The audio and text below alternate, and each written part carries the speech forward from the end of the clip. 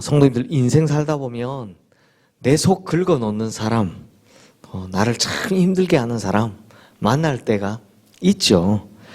특히나 이런 사람들이 가까운 친척, 가족 이거나 아니면 아주 친했던 친구일 때는 참 고통스럽습니다. 마음이 더 괴롭습니다.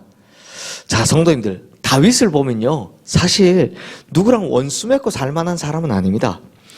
다윗처럼 순전하고 순결한 사람 찾아보기도 힘듭니다. 그런데도 불구하고 다윗의 인생에 원수 때문에 곤란했던 적이 한두 번이 아니었습니다. 그래서 다윗 시편의 곳곳에 보면 하나님께 원수 좀 갚아주세요 라는 간구가 여러 군데 나오는 걸 볼 수 있습니다. 다윗은 의도하지 않았지만 원수가 생겼고 그들로 인해서 엄청난 고난을 겪은 걸 볼 수 있는 거죠.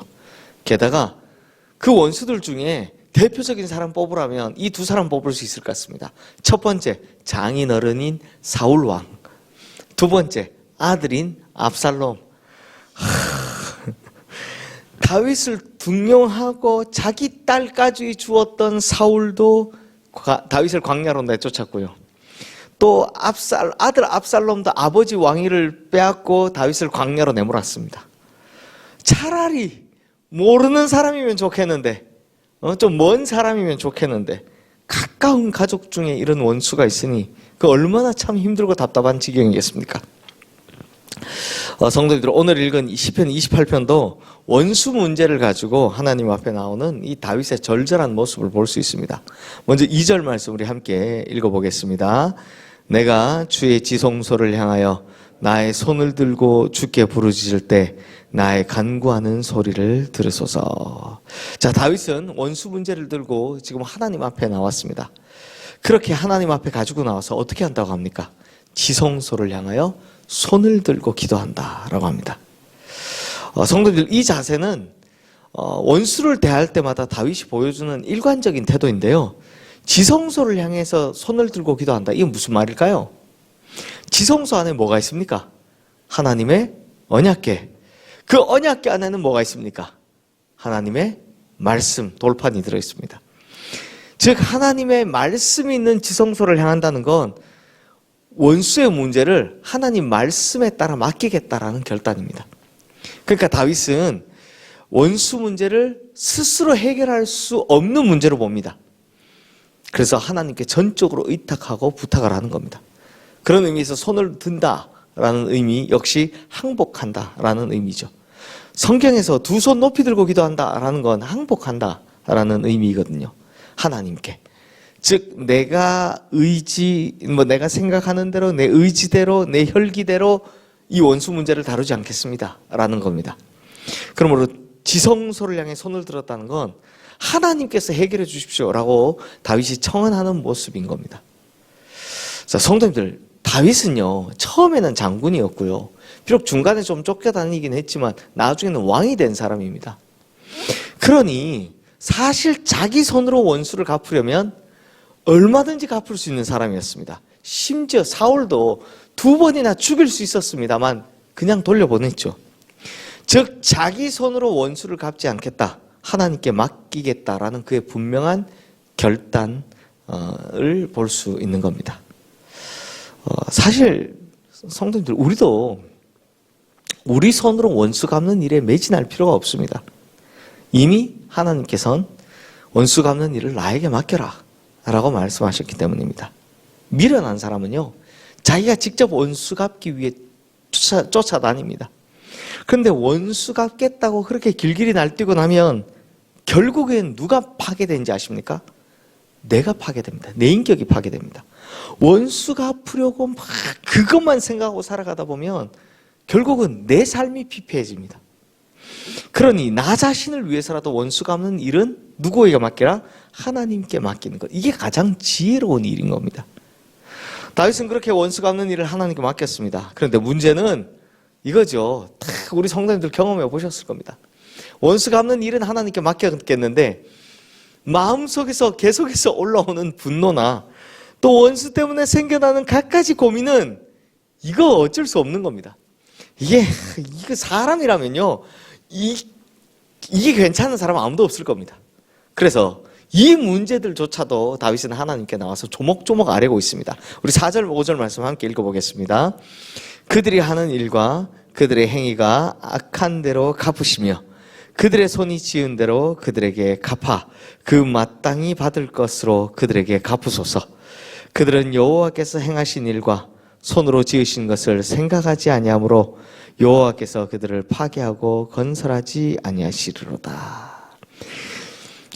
되게 속상했나 봅니다. 갚으시고 계속 나옵니다. 여기서 중요한 건, 제가 보기에 중요한 건 다윗은요, 그 속상한 문제마저도 하나님께 나와서 아뢰고 있다는 겁니다. 자, 성도님들, 오늘 중요한 이야기 하나 해드릴게요. 만약 이 속상한 문제를 가지고 사람에게 말하면 그게 뭐가 됩니까? 사람에게 다른 사람 일을 가지고 내가 이래 속상했고 막 이렇게 뭐 했다, 그 사람 나쁜 사람이다, 이렇게 이야기하면 뭐가 됩니까? 이게 원망이 되고 불평이 되고 또 다른 사람 험담하는 것밖에 안 됩니다. 그러니 내 입술이 죄를 짓게 되는 거죠. 그냥 이 말은 누워서 침 뱉기인 격입니다. 하지만 오히려 그 문제를 하나님께 가지고 나와서 말하면 그건 뭐가 됩니까? 기도가 됩니다. 똑같은 말인데 사람에게 하면 죄가 되는데 하나님께 하면 기도가 됩니다. 참 신기하죠. 그러니 기도와 험담의 차이는 대상을 누구로 하느냐, 여기서 차이가 나는 겁니다. 그러니 성도님들, 답답하고 속상한 일을 말하고자 할 때 그 대상을 사람으로 정하지 마시고 하나님을 정해서 하나님께 털어놓으시기 바랍니다. 그러면 죄 짓는 것이 아니라 기도하는 것이 되는 겁니다. 게다가 하나님께 말하면 소문날 걱정 안 하셔도 됩니다. 하나님께만 말하면 되니까. 근데 성도님들, 이게 솔직히 알아도 이렇게 하기가 쉽지 않잖아요. 어렵잖아요. 근데 다윗은 어떻게 이렇게 할 수 있었을까요? 다윗은요, 이거 하나 확실히 알았기 때문입니다. 하나님께 털어놓으면 하나님께서 직접 원수를 갚아주신다. 우리가 앞서 본 시편 23편에서도 다윗은 원수 갚는 것이 하나님 손에 있다는 걸 고백했습니다. 그래서 뭐라고 이야기했습니까? 주께서 내 원수의 목전에서 내게 상을 차려주시고 또 기름으로 내 머리에 부으셨으니 내 잔이 넘칩니다 라고 고백을 했습니다. 즉 원수 갚는 거 하나님께 달렸다는 겁니다. 특히나 막 뭐 이럴 때도 있으시겠죠. 원수의 목을 꺾고 막 원수의 허리를 부러뜨시고. 그렇지만 그런 하나님보다는 원수 앞에서 나를 들어 높여주시고 내 잔이 넘치게 하시고 내게 상장 아니라 그랬죠. 밥상을 차려주시는 등 이런 축복의 방식으로 원수를 갚으신다. 나를 축복하셔서 나를 높이심으로 원수를 갚으신다는 걸 다윗이 경험했다는 겁니다. 그러므로 성도님들, 우리에게도 이런 귀한 은혜가 있기를 주님의 이름으로 축원합니다. 실제로 하나님께서는 원수 문제를 가지고 나온 다윗의 마음을 굉장히 시원하게 해주신 것 같습니다. 7절 말씀 우리 함께 읽어보겠습니다. 여호와는 나의 힘과 나의 방패이시니 내 마음이 그를 의지하여 도움을 얻었도다. 그러므로 내 마음이 크게 기뻐하며 내 노래로 그를 찬송하리로다. 자, 여기 보면 내 마음이 그를 의지하여 도움을 얻을 것입니다 하는 미래형입니까? 얻었도다 하는 과거형입니까? 얻었도다, 과거형이죠. 즉 하나님이 해결해 주셨다는 겁니다. 하나님의 해결하심으로 말미암아 이제 다윗은 하나님을 향해 크게 기뻐하고 찬송하게 되었다라는 거죠. 그러므로 오늘 우리에게 정말 하나님 앞에 기도하는 우리에게 이런 은혜와 축복이 있기를 바랍니다. 성도님들, 원수가 있다는 거 부끄러운 일이 아닙니다. 다윗처럼 순결하게 살아도요, 사울과 압살롬이 원수가 된 것처럼 참 어쩔 수 없는 일인 것 같습니다. 모든 사람이 자기를 다 좋아해 주면 얼마나 좋겠습니까만은 세상에 그런 일은 안 생깁니다. 하지만 중요한 건 이것을 어떻게 해결하느냐 하는 겁니다. 괜히 사람에게 말했다가 소문만 나든지 아니면 원망과 불평에 죄 짓지 마시고 오직 누구에게만? 하나님께만 아뢰시기를 바랍니다. 그렇게 지성소를 향해 두 손을 높이 들고 하나님께 아뢰면 하나님께서 우리의 마음을 시원하게 해주실 줄로 믿습니다. 이 시간 오늘 주신 말씀 기억하며 우리 함께 기도하겠습니다.